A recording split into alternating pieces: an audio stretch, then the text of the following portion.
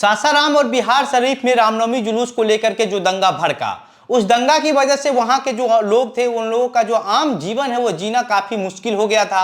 और खबरें ये आई थी कि वहां से लोग जो है वो पलायन कर रहे हैं। पलायन का मतलब है कि अपने घर को छोड़ करके नए ठिकाने ढूंढ रहे थे। नए ठिकाने मतलब अपने आसपास के जो रिश्तेदार के घर थे वहां पर जाकर के अपना ठिकाना बना रहे थे।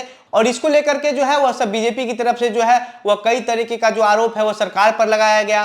सरकार की तरफ से भी जो है वह कहा गया कि बीजेपी ये दंगा करवाती है। और इससे पहले अमित शाह का जो दौरा है वो सासाराम में होना था। सासाराम में अमित शाह का दौरा नहीं हो पाया। अमित शाह का जो दौरा है वो फिर नवादा में हुआ। और इसके बाद से जो है राजनीतिक बयानबाजी इतनी ज्यादा बढ़ गई कि अब जो है महागठबंधन की तरफ से और बीजेपी की तरफ से दोनों पक्षों की तरफ से जो है एक दूसरे पर सीधा सीधा यह आरोप लगाया जा रहा है कि ये जो दंगा भड़काया गया है वह बीजेपी का कहना है कि महागठबंधन की सरकार की तरफ से जानबूझ करके भड़काया गया है, क्योंकि अमित शाह का वहां पर रैली था और अमित शाह का रैली से डर करके जो है वह नीतीश कुमार और तेजस्वी यादव ने जानबूझ करके जो है वह रामनवमी के मौके पर वहां पर दंगा करवाया। और उसके बाद वहां पर धारा 144 लगा दिया ताकि अमित शाह का जो रैली है वह सासाराम में नहीं हो पाए।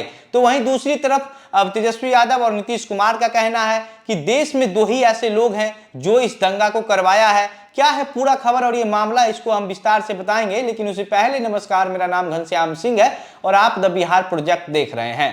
दरअसल ये जो पूरा मामला हुआ इसके बाद से जो लेकर के है दोनों पक्ष आमने सामने हो गया। इसके बाद नीतीश कुमार ने सीधा सीधा आकर के मीडिया में ये कह दिया कि ये जो दंगा भड़का है यह सिर्फ दो लोग की वजह से ही भड़का है और वही दो लोग का हाथ जो है वह इस दंगा को भड़काने में है। एक वो लोग है जो देश पर राज कर रहा है और एक है जो उसका एजेंट है। अब देश पर राज जो कर रहा है इसमें नीतीश कुमार के हिसाब से प्रधानमंत्री नरेंद्र मोदी का नाम था और जो एजेंट है, एजेंट के तौर पर नीतीश कुमार ने अमित शाह का नाम बताया। और इसके बाद से जो है अमित शाह की तरफ से भी लगातार ये कहा गया कि जो महागठबंधन की सरकार है वो अमित शाह से की रैली से डर करके जो है वहां पर धारा 144 लगा दिया गया।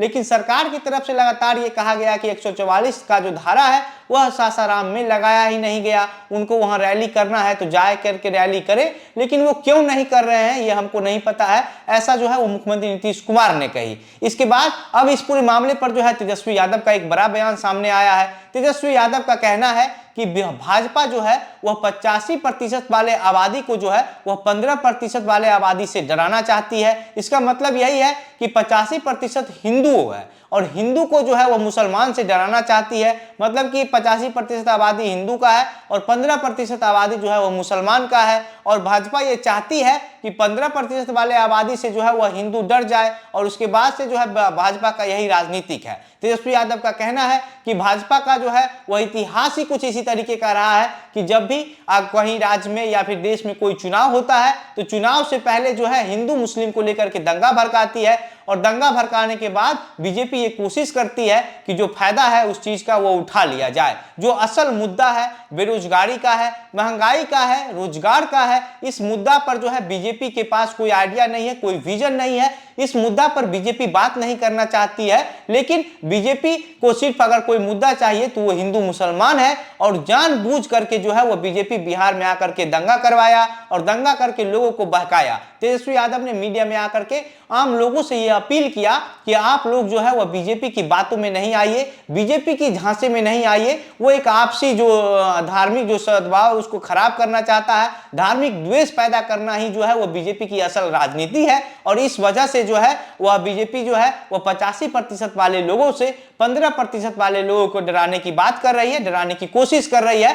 इसके अलावा तेजस्वी यादव ने कहा कि नीतीश कुमार जो है वह पहले भी कह चुके हैं मुख्यमंत्री जी की जो देश में दो लोग हैं उन्होंने ही यह दंगा करवाया है। तेजस्वी यादव का भी यही कहना है। लेकिन वहीं दूसरी तरफ बीजेपी की तरफ से यह कहना है कि आखिर जो है यह दंगा कैसे हुआ, सरकार जानबूझ करके इस दंगा को करवाई, धारा 144 लगा दिया गया। लेकिन सरकार की तरफ से कहा जा रहा था कि धारा 144 वहां पर लगाया ही नहीं गया। लेकिन अब जो तेजस्वी यादव का यह बयान आया है इसको लेकर के आप क्या सोचते हैं, आपकी क्या प्रतिक्रिया है? आपको क्या लगता है क्या 85% वाले आबादी को जो है वो 15% वाले आबादी से डराने की कोशिश की जा रही है या वास्तव में 85% वाला आबादी जो है वो 15% वाले आबादी से डर गया है? इसमें आपकी क्या प्रतिक्रिया है? अपनी बातें हमें कमेंट बॉक्स में लिखकर बताइए। वीडियो को शेयर कीजिए। आप द बिहार प्रोजेक्ट देख रहे थे। मेरा नाम घनश्याम सिंह है। बहुत बहुत धन्यवाद।